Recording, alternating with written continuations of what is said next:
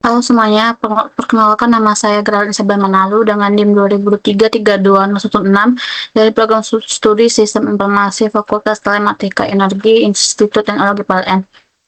Pada kesempatan ini saya akan mempresentasikan hasil ujian akhir semester mata kuliah Manajemen dan Akuisisi Strategi Sistem Informasi yang membahas 10 studi kasus mengenai strategi, investasi, implementasi, serta evaluasi sistem informasi dalam organisasi. Pada soal pertama dibahas mengenai mengapa sistem informasi dapat menjadi aset strategis bagi perusahaan manufaktur. Sistem informasi merupakan kombinasi teknologi, data, prosedur, dan sumber daya manusia yang digunakan untuk mendukung proses bisnis dan pengambilan keputusan.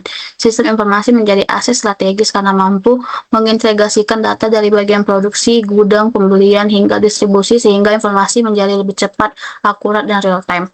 Dengan adanya integrasi tersebut, perusahaan dapat meningkatkan efisiensi operasional, mengurangi kesalahan pencatatan, menekan biaya operasional, serta membantu manajemen mengambil keputusan secara lebih cepat.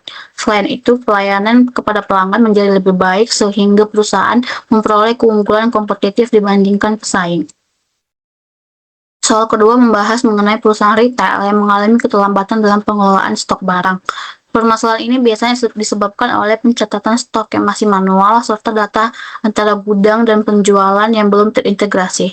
Solusi yang paling tepat adalah menerapkan inventory management system yang terintegrasi dengan bagian gudang, pembelian, dan penjualan. Sistem ini akan memperbarui stok secara otomatis setiap kali terjadi transaksi dan memberikan notifikasi ketika stok mencapai batas minimum.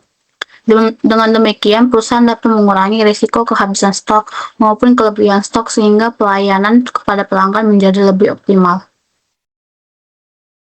Soal ketiga membahas mengenai strategi build and buy. Strategi build berarti perusahaan mengembangkan sistem sendiri sehingga sesuai keputusan bisnis. Keunggulannya adalah sistem lebih fleksibel dan dapat disesuaikan, tapi membutuhkan biaya serta waktu pengembangan yang lebih besar.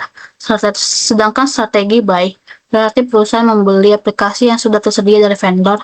Cara ini lebih cepat diterapkan dan biaya awalnya lebih rendah, namun perusahaan menjadi bergantung pada vendor yang memiliki keterbatasan dalam melakukan penyesuaian sistem.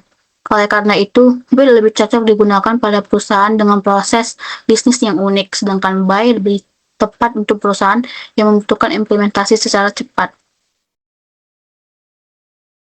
Pada soal keempat dibahas mengenai pentingnya analisis ROI, TCO, dan NPF.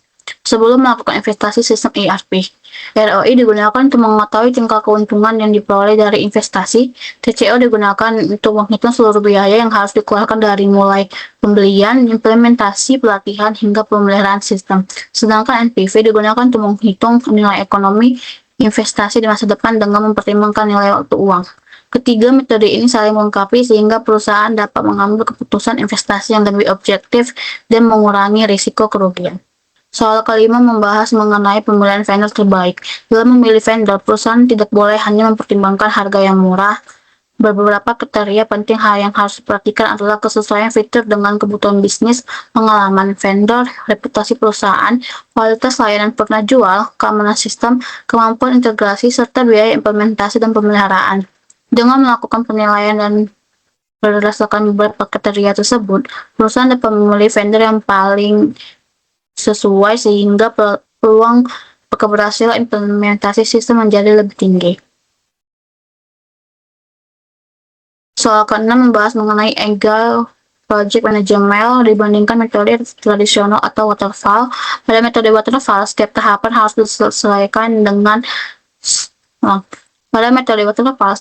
harus diselesaikan terlebih dahulu sehingga perubahan kebutuhan pengguna akan sulit digunakan. Sedangkan Agile menggunakan sprint atau iterasi pendek sehingga setiap perubahan dapat langsung dievaluasi dan diterapkan pada sprint berikutnya.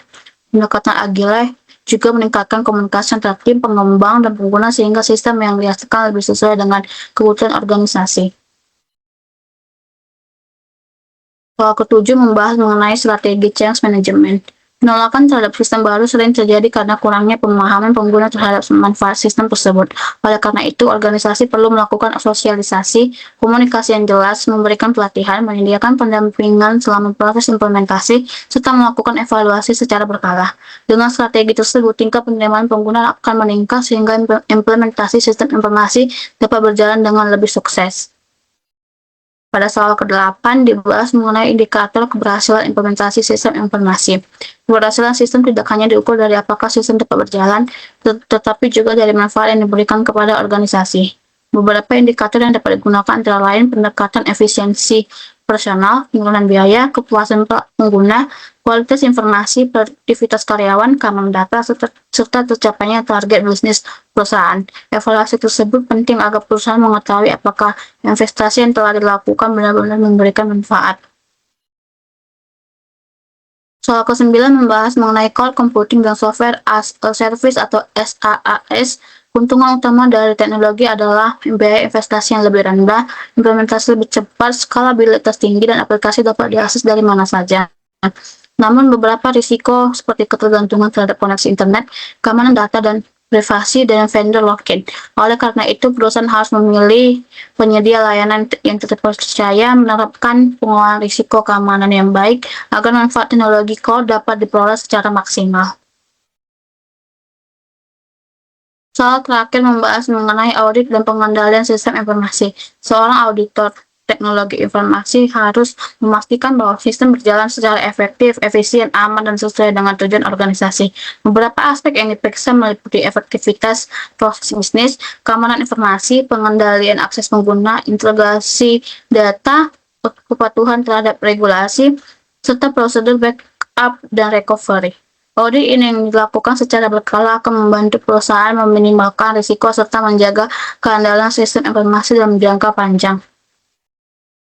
Sebagai kesimpulan, manajemen dan akuisisi strategi sistem informasi merupakan proses yang sangat penting dalam menentukan keberhasilan implementasi teknologi di suatu organisasi, mulai dari analisis kebutuhan, pemilihan strategi pengembangan, evaluasi pemilihan vendor, manajemen proyek, hingga audit sistem. Semuanya saling berkaitan untuk memastikan bahwa sistem informasi mampu memberikan nilai tambah bagi organisasi.